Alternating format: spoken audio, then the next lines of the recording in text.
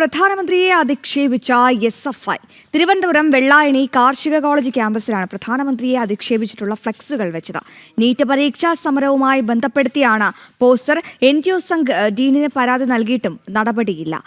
വിവരങ്ങളുമായി ശാലിനി ചേരുന്നു. ശാലിനി, ഈ SFI കുട്ടി സഖാക്കൾ ഇന്നും ഇന്നലെയുമല്ല, ഇതിനു മുൻപും ഇത്തരത്തിൽ പ്രധാനമന്ത്രി ആയിക്കോട്ടെ, രാഷ്ട്രപതി ആയിക്കോട്ടെ, ഗവർണറെ ആയിക്കോട്ടെ, ഇത്തരത്തിലൊക്കെ അധിക്ഷേപിച്ചുകൊണ്ട് എത്തിയിട്ടുണ്ട്. അപ്പോഴൊന്നും കൃത്യമായ മറുപടിയൊന്നും ഈ കുട്ടി സഖാക്കൾക്ക് കിട്ടിയിട്ടില്ല.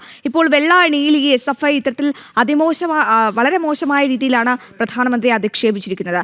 ഡീനിന് പരാതി നൽകിയിട്ട് പോലും നടപടിയില്ല എന്ന് പറയുമ്പോൾ എങ്ങനെയാണ് വിഷയങ്ങളുടെ പോക്ക്? എന്താണ് ഈ പ്രധാനമന്ത്രി അധിക്ഷേപിക്കാനുള്ള ഒരു പ്രകോപനം?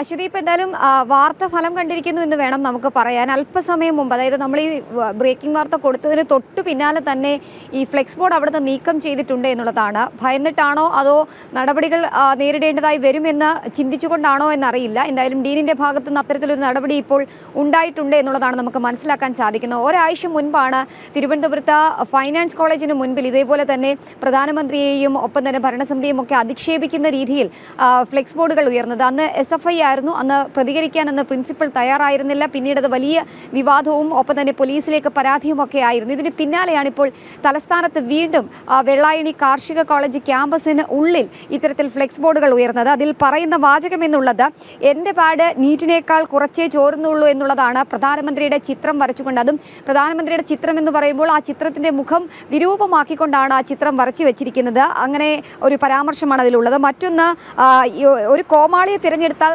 സർക്കസ് മാത്രം പ്രതീക്ഷിച്ചാൽ മതി എന്നുള്ളതാണ് പ്രധാനമന്ത്രി അധിക്ഷേപിച്ചുകൊണ്ടുള്ള മറ്റൊരു വാചകം. എന്നാലും ഈ സംഭവം ഇന്നലെയാണ് ഉണ്ടായത്. ഫ്ലെക്സുകൾ വെച്ചത് തൊട്ടു പിന്നാലെ തന്നെ NGO സംഘിൻ്റെ ശ്രദ്ധയിൽ ഇത് പെടുകയും NGO സംഘ് ഡീനിന് പരാതിയും നൽകിയിരുന്നു. പക്ഷേ പരാതി പരിഗണിക്കാനോ അല്ലെങ്കിൽ അതെടുത്ത് മാറ്റാനോ ഇന്നലെ തന്നെ തയ്യാറായില്ല എന്നുള്ളതാണ് മറ്റൊരു പ്രധാനപ്പെട്ട കാര്യം. ഇന്നിപ്പോൾ രാവിലെ വിവിധ ഉന്നത ഉദ്യോഗസ്ഥർക്കും കൂടാതെ തന്നെ പോലീസിനും പരാതി നൽകാൻ ഒരുങ്ങുകയായിരുന്നു BJPയുടെ പ്രാദേശിക ഘടകം. അപ്പോൾ അത് മുന്നിൽ കണ്ടുകൊണ്ട് അത് വിവാദമാകും അല്ലെങ്കിൽ വലിയ രീതിയിൽ നടപടികൾ നേരിടേണ്ടതായിട്ട് വരും, നിയമ നടപടി നേരിടേണ്ടതായിട്ട് വരുമെന്ന് മുന്നിൽ കണ്ടുകൊണ്ടാണ് ഇപ്പോൾ ഈ ഫ്ലെക്സ് ബോർഡ് എടുത്ത് മാറ്റിയിരിക്കുന്നത്. എന്തായാലും തുടർച്ചയായി പ്രധാനമന്ത്രിയെ അധിക്ഷേപിക്കുന്ന രീതിയിൽ ഇത്തരത്തിൽ പരാമർശങ്ങൾ SFI തുടരുകയാണ് എന്നുള്ളതാണ് ഏറ്റവും ശ്രദ്ധേയമായിട്ടുള്ള കാര്യം. എന്തായാലും നിയമ നടപടി ഒരു രീതിയിലും പിന്നോട്ട് പോകില്ല, അത് തുടരുമെന്നുള്ളതാണ് ഈ ഘട്ടത്തിൽ BJP അറിയിക്കുന്നത്. കഴിഞ്ഞ ദിവസം ഒരു അല്പസമയം മുമ്പാണ് നമ്മൾ ജാൻമണിയുടെ വാർത്ത നൽകിയത്.